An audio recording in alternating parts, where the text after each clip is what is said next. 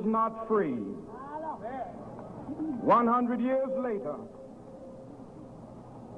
the life of the Negro is still sadly crippled by the manacles of segregation and the chains of discrimination.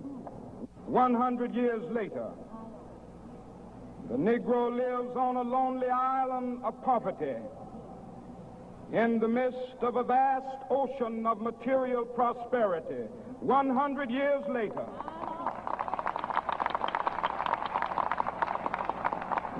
the Negro is still languished in the corners of American society. I have a dream that one day,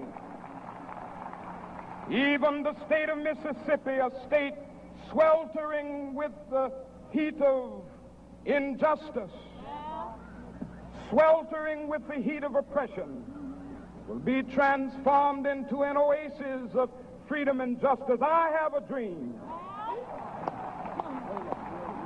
that my 4 little children will one day live in a nation where they will not be judged by the color of their skin, but by the content of their character. I have a dream today.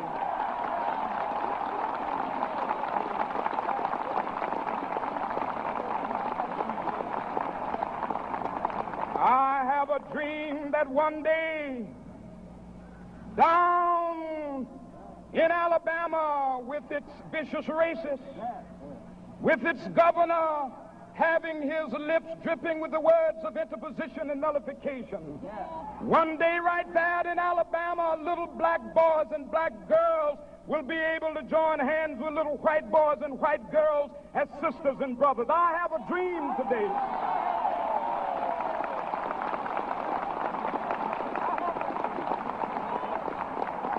I have a dream that one day every valley shall be exalted, and every hill and mountain shall be made low. The rough places will be made plain, and the crooked places will be made straight, and the glory of the Lord shall be revealed, and all flesh shall see it together.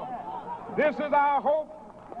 This is a faith that I go back to the South with. With this faith, we will be able to hew out of the mountain of despair a stone of hope. With this faith, we will be able to transform the jangling discords of our nation into a beautiful symphony of brotherhood.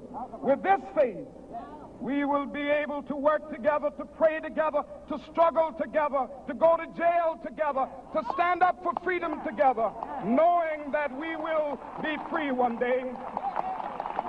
This will be the day. This will be the day when all of God's children will be able to sing with new meaning, "My country, tears of thee. Sweet land of liberty, of thee I sing.